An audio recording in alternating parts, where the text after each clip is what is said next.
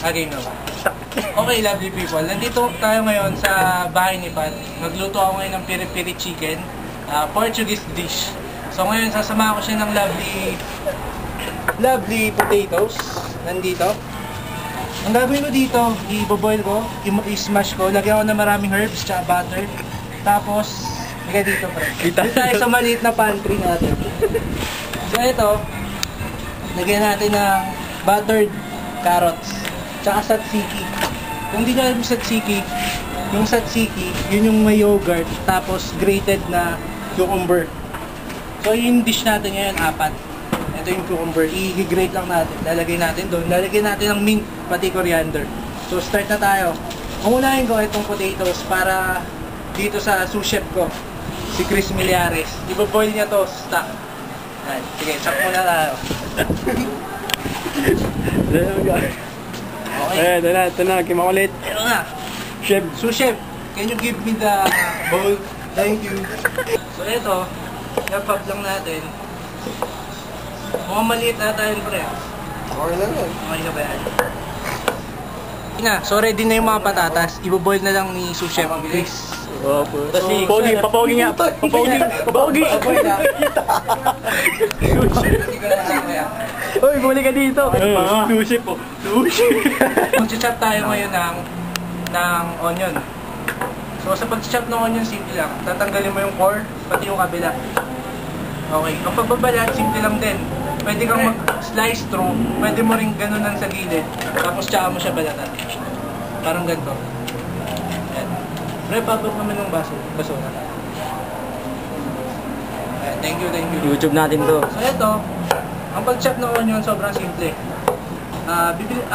Pwede, ngayon medyo babagalan ko para makita nyo kung paano yung process. Pero pwede kang mag-freestyle, pwede mo siyang bilisan na onte pag sanay ka na. So, una, ganyan lang. Hanggang sa, pag natapos mo na siyang slice ng ganyan, i-slice mo siya lengthwise. Yan. Tapos, dahan-dahan mo siyang slice. Parang small dice. Ganyan. Okay. So, ito, small dices ng onions. So, yung next natin, Grabe naman. pwede natin i-slice to ng mabilis. Parang ganito. So, pag medyo wobbly na siya, ganyan mo lang siya. Tapos, slice mo lang siya. So, as nakikita nyo, slice na siya. Then, ang unang tawag ko dun sa ginawa kong chopping, ang tawag dun, rack chopping. Yung sunod, sa naririnig nyo, top chopping tawag dun. So, slice lang yon. Ngayon naman, eto, cross chopping yung sunod. Una, ganyanin mo lang siya, para medyo lumiit siya. Then, pag medyo maliit na siya, tuloy-tuloy ka na ganito. Ayan. Tawag dito, rack chopping. Ito yung pinaka-safest na trick sa pag-chop. Ayun na.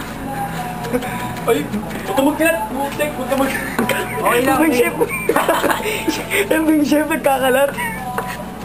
So yan. Huwag ka magkalat dito, boy. Sobrang safe chopping. Uy, ikaw na maglilinis na ito eh. So yan, okay na siya. So igagantuhin na natin siya. Gaganto. Lalagay na lang natin dito. Then, ang next natin yung bell pepper. Oh shit, medyo nagiging emotional lang pre. Grabe. Yung pillar mo. Dahil sa onion. Yung pillar. Ha? Wala pillar. Sipat. Tanong mo siya. Ang tawag naman dyan, Rog. Grabe. Ito pare, yung tawag dito. Capsicum pre. Or bell pepper. Red bell pepper. So ito, ang gagawin natin dito, pwede natin i-dice, tsaka pwede natin i-wedges. So para makuha natin yung magandang shape, tanggalin muna natin yung ends. Para isama mo to sa stock. Thanks. So yan, tapos sa gilid. Ito pa pre, thank you. Sakit yung mata, grabe yung onion, pinapaiyak ako. So ito, slice mo lang siya ng tin. So yan. So ganyan nyo lang siya i-slice. Then after slicing it, pwede mo siyang i-dice. Maliit na dice din, kasi manipis lang naman siya. Ayan. Grabe yung onion, di pa rin ako makamove on. Sakit sa mata.